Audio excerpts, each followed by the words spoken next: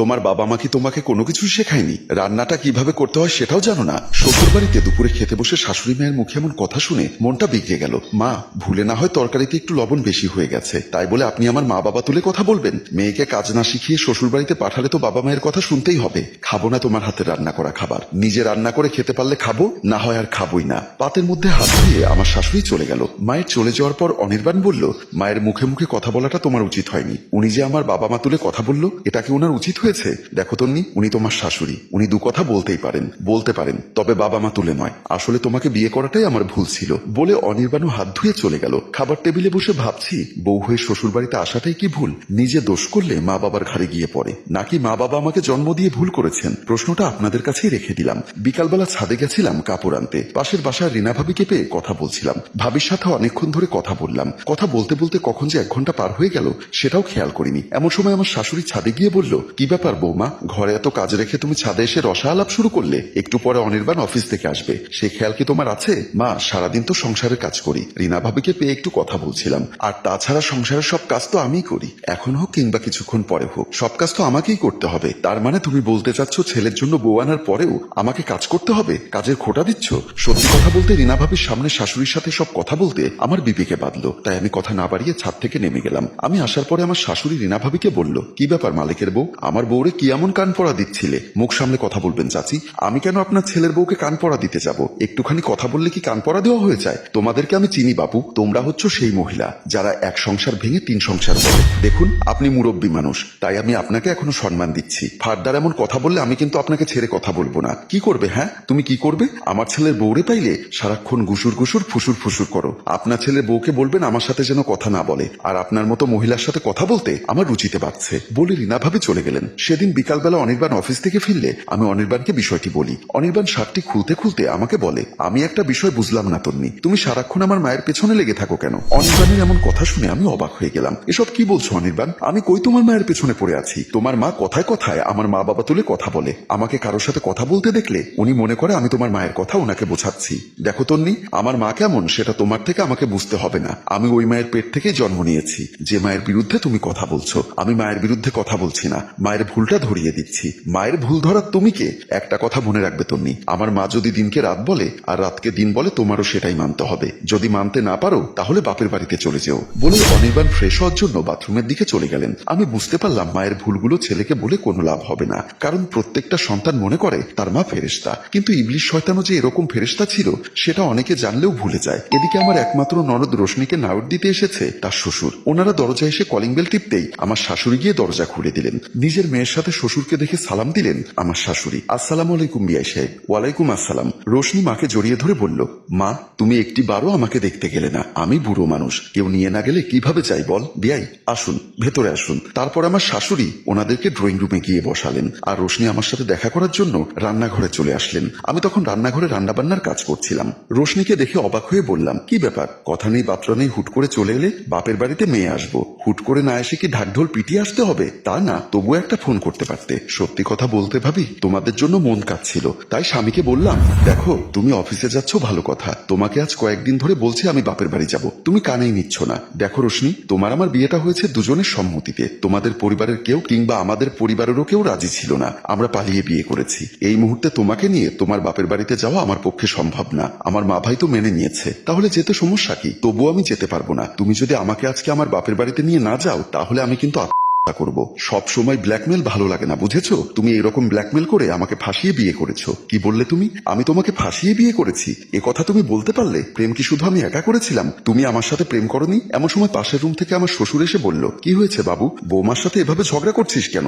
বাবা আর বলো না, এই মেয়েটা আমার জীবনটা অতিষ্ঠ করে তুলেছে। তোরা একজন আর একজনকে ভালোবেসে বিয়ে করেছিস, আমরা দুই পরিবার রাজি ছিলাম না, তারপরও তোরা জোর করে আমাদেরকে রাজি করিয়েছিস। এখন তোরা যদি এমন করিস তাহলে আমাদের কি করার আছে বলতো? আমি তখন আমার শ্বশুরকে বললাম, বাবা আমি শুধু বলেছি বাপের বাড়িতে যেতে চাই, আর তাতে উনি আমাকে এতগুলো কথা শোনালেন। আমার কথা শুনে বাবু বলল, বাপের বাড়ি থেকে এক কাপড়ে পালিয়ে এসেছো, এখন আবার বাপের বাড়িতে যাওয়ার জন্য এমন উতলা হলে কেন? বাপের বাড়ি থেকে পালিয়ে এসেছি বলে বাপের বাড়ি ভুলে যাইনি, আর কোনো মেয়ে বাপের বাড়ি ভুলতে পারে না। তারপর আমার শ্বশুরের সামনে আমাদের দুজনের মধ্যে তুমুল ঝগড়া হয়। শেষ পর্যন্ত আমার শ্বশুর আমাদের থামিয়ে দিয়ে বলল, আচ্ছা ঠিক আছে, অনেক হয়েছে, তোমরা ঝগড়া করো না। বৌমা তুমি রেডি হও, আমি তোমাকে তোমার বাপের বাড়ি নিয়ে যাব। তারপর আর কি, তোমাদের দেখার জন্য আমি চলে আসলাম। আমার ননদের ননদের এমন কথা শুনে আমি আর ননদকে তেমন কিছু বললাম না। সত্য কথা বলতে আমার শাশুড়ি যেমন মেয়েটাকে বানিয়েছে ও তেমন। এখানে বেশি কিছু বলতে যাওয়া মানে হিতে বিপরীত হওয়া। এমন সময় ড্রয়িং রুম থেকে আমার শাশুড়ি ডাক দিয়ে বলল, বৌমা, রোশনির শ্বশুরকে চা নাস্তা দাও। শাশুড়ি এমন কথা শুনে আমি রোশনিকে বললাম, যাও বোন, ফ্রেশ হয়ে নাও,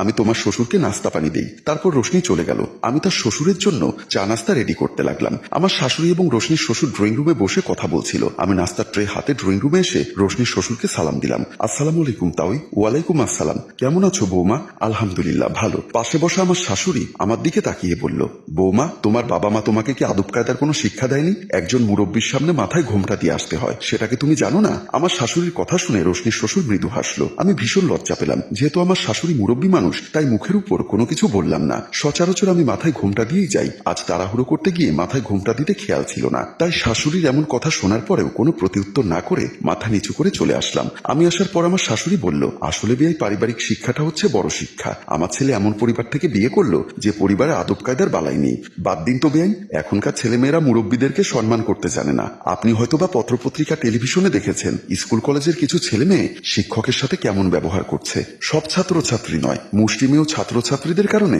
শিক্ষার্থী সমাজে বদনাম হচ্ছে। তারপর তারা দুজনে খোশ গল্পে মেতে উঠল।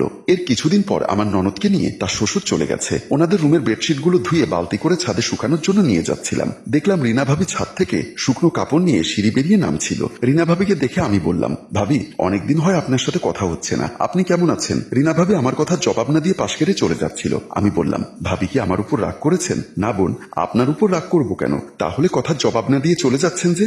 বোন, তোমার সাথে কথা বললে তোমার শাশুড়ি দেখলে বলবে আমি নাকি তোমাকে কুপরামর্শ দিয়ে ওনার সংসার ভাঙছি। আমার কারণে শুধু শুধু আপনাদের ফ্যামিলিতে সমস্যা হোক, সেটা আমি চাই না। বলেই উনি চলে গেলেন। আমি একটা দীর্ঘশ্বাস ছেড়ে মনে মনে চিন্তা করলাম, আমার শাশুড়ির কারণে এই বিল্ডিং এর প্রতিটি ভাড়াটিয়ার সাথে আমাদের ফ্যামিলির মনোমালিন্য। এই কষ্টটা আমি না পারি আমার স্বামীকে বোঝাতে, না পারি আমার শাশুড়িকে বোঝাতে। তারপর আমি কাপড় শুকাতে দিতে ছাদের দিকে চলে গেলাম। আমি আর অনির্বাণ শুয়েছিলাম। খুব ভোরে কলিং বেলের শব্দ শুনে আমার ঘুম ভেঙে গেল। এত বেশি কলিং বেলের শব্দ হচ্ছে, আমার সাথে সাথে অনির্বাণও ঘুম থেকে উঠে গেল। অনির্বাণ বলল, এত সাত সকালে কি আবার কলিং বেল টিপছে? বুঝতে পারছি না, চলো তো গিয়ে দেখি। বলে আমরা দুজন মেইন দরজার দিকে গেলাম। মেইন দরজার সামনে আসতেই দেখলাম আমার শাশুড়িও চলে এসেছে। অনির্বাণ দরজা খুলতেই দেখলাম আমার ননদ রোশনিকে তার স্বামী বাবু চুলের মুঠি ধরে সাথে তার শ্বশুর সহ ঘরে প্রবেশ করলেন। বাবু চুলের মুঠি ধরে ধাক্কা দিয়ে আমার শাশুড়ির দিকে ঠেলে দিয়ে বলল, এই নিন আপনার মেয়েকে। এরকম বেয়াদব মেয়ের সাথে সংসার করা আমার পক্ষে সম্ভব না। অনির্বাণ বলল, কি হয়েছে? তুমি আমার বোনের সাথে এমন দুর্ব্যবহার করছো কেন? পাশে দাঁড়ানো রোশনির শ্বশুর বলল, তোমার বোন গত রাতে যে ব্যবহার আমার এবং আমার ছেলের সাথে করেছে তা যদি বলতে চাই তাহলে এই সমাজে তোমরা মুখ দেখাতে পারবে না। রোশনি কাঁদছে আর আমার শাশুড়ি বলল, আমার মেয়ে কি করেছে? বাবু বলল, গতকাল রাতে সামান্য একটা কথা কাটাকাটির এক পর্যায়ে আপনার মেয়ে আমার গায়ে হাত তুলেছে। ঝাড়ু দিয়ে ইচ্ছা মতো আমাকে মারছিল। আমার বাবা গিয়ে তাকে থামানোর চেষ্টা করতেই আমার বাবার হাতে কামড় দিয়েছে।